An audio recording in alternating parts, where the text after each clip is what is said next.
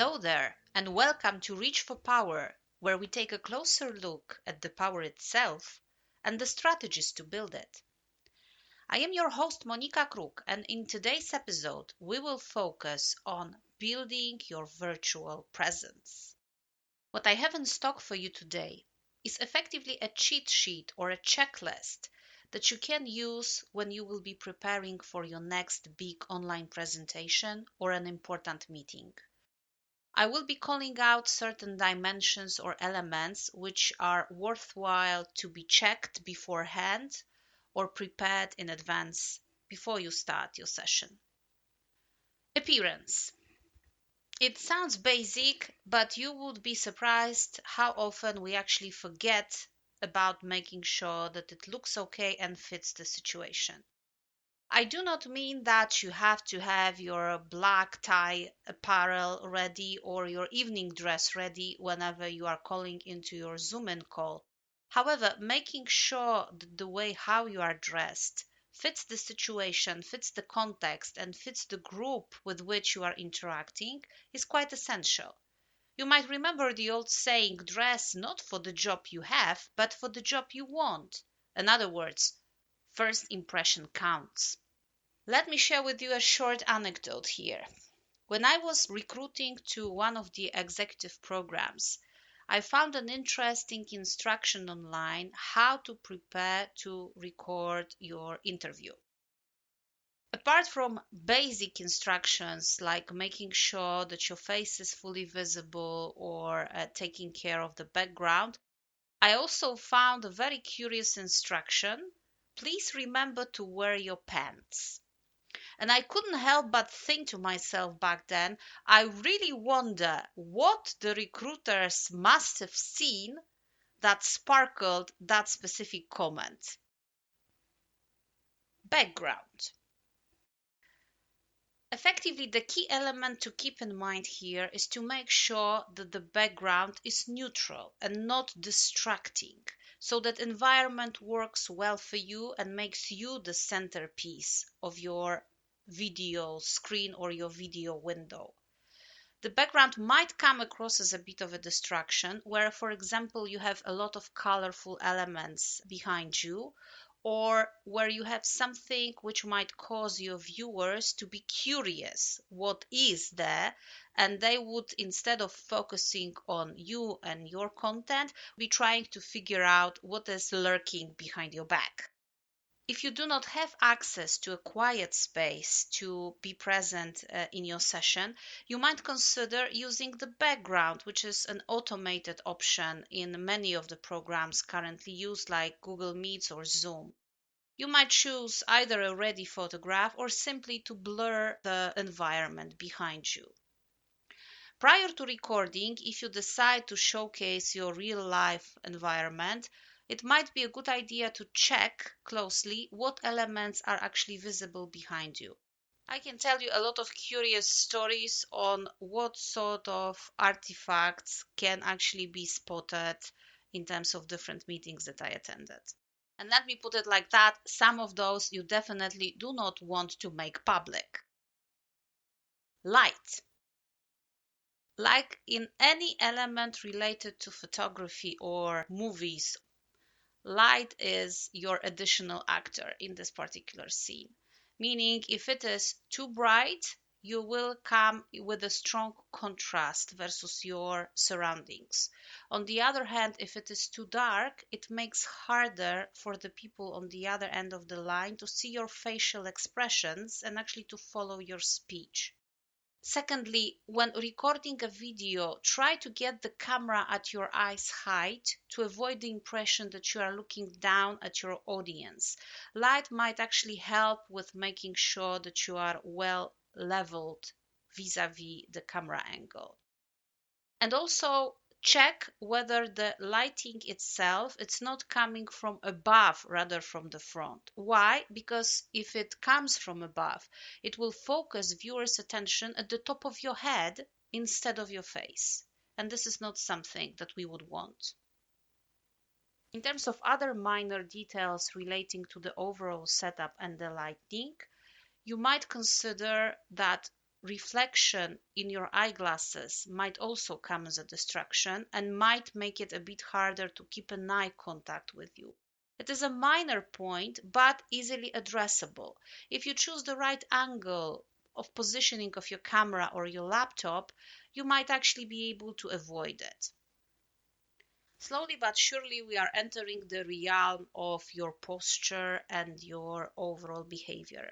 Sitting down posture, surprise, surprise, will be the most popular one in terms of our Zoom in sessions. This, however, comes with certain risks. One of them is that by sitting down, we take away a little bit of our energy and power unless we consciously make certain minor adjustments, which I will cover in a few moments. Additionally, if we have a habit of rocking in our chair or moving sideways in our chair, it might also come as an additional distraction because instead of focusing on the content that we want to convey, our viewers will start cheering us on in terms of our repetitive movements. In terms of presenting your powerful posture, I will wholeheartedly recommend you to check Professor Deborah Grunfeld from Stanford University and her TED Talks and videos, which are available on YouTube, to understand how portraying yourself and coming into your social interactions with certain behavioral setup in mind might help you to convey powerful emotions, but also to convey your personal power. The key element to keep in mind is to keep your posture upward, to move your shoulder blades back, to make sure that you feel and look up in an upright position, and that you have space to use your gestures freely. More on the gestures to come.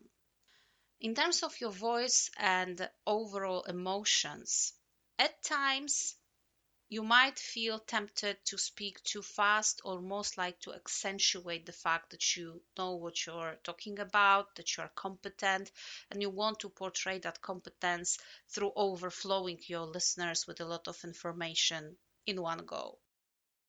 The thing is that in the virtual environment and when you listen to somebody talking, it might become a bit cluttered, especially if you are into a habit of speaking fast, and therefore slowing things down a little, including, for example, practicing speaking in front of the mirror, might help a lot. We need to keep in mind that in terms of overall communication theory, it's much easier to understand what we are saying when we are in the face-to-face interaction. Why? Because we can additionally read the face expressions, we can read the gestures, we can read the overall body language. We can also watch how the mouth is moving and therefore almost like to compensate for the fact that we might not have heard everything correctly. In the online setting or in the video setting, some of those details will get lost in translation because of the lighting, because of the position of our counterparts. So it is essential to make sure that our message is clear and conveyed in a clear manner. What might help to keep the pace under control is to use pauses, especially to emphasize those specific points and elements that you want to draw the attention to. Additionally, it's okay to learn or train yourself to be comfortable with silences. I know it is tempting to feel a void whenever you are in a session, but sometimes leaving a bit of silence, especially if you are in like one-on-one setting, first of all allows your counterpart to digest the content that you've already shared, but also, for example, allows them to react to what you have said recently. Coming down to gestures, as mentioned, upright position is key. Why? Because by allowing more space for your hands to move freely, you also have a chance to use them as a very powerful vehicle of accentuating the points that you want to draw the attention to, or to make sure that your audience can actually trace the elements which are especially important to you. But in order to be able to use your hands, you need to offer them some room, so to speak. So in other words, if you are hunched down over your desk, sitting firmly almost like on your hands, then the chances that they will help you in communicating will be rather slim. The same thing happens when the angle with which you sit vis-a-vis your computer or camera is positioned in a way that it looks like you are looking down to the camera. Then your body movements will become automatically a bit more constrained, which takes away from your energy and takes away from your power posture. Overall, such stillness or such positioning of your body versus the camera will make you look tied up.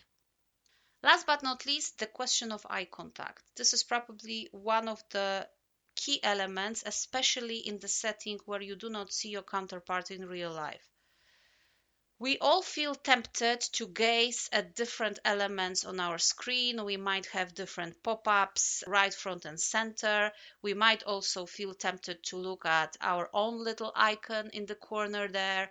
Or actually, we might forget where the camera is situated and start looking all over the place, almost like everywhere but directly into the camera. However, this is one of the very powerful tools to use, pun intended. Why? Because it simulates direct interaction. If you are able to train yourself or to resist the temptation to look away from the camera, it helps to mimic a real life interaction that you are actually looking your counterpart in the eye. And as you might have heard, you might have read, looking in the eye signals that I am open to communicate. I have nothing to hide. I'm coming to interact with good intentions. So that might be a very helpful and very powerful skill to practice.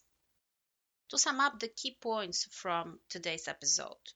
First and foremost, take care of the background. Make sure that there are no strange elements lurking out there, that it is polished, elegant, not distracting, and helping your audience to focus on you. Make sure that the light is actually helping you to accentuate your facial expressions, your gestures, and therefore it helps to convey your message and makes it easier to read for your audience. Do not rush. Give yourself time to breathe, allow for pauses, allow for silences, not only to help absorb the message that you are sharing, but also to make sure that you sound clear and competent. Sit in an upright position, not only to showcase your power posture, but also to allow your hands to help you with conveying the messages and to use your gestures as an effective communication tool. Keep your eye contact steady and focused on the camera to portray credibility, trustworthiness, and openness. If you liked today's episode, please subscribe to have regular access to the newly published content. You are also welcome to check Reach for Power webpage at reachforpower.com for more material and share your thoughts and comments through LinkedIn. If you want to consult your virtual presence with me, reach out. Thank you for joining me today and keep on reaching for power.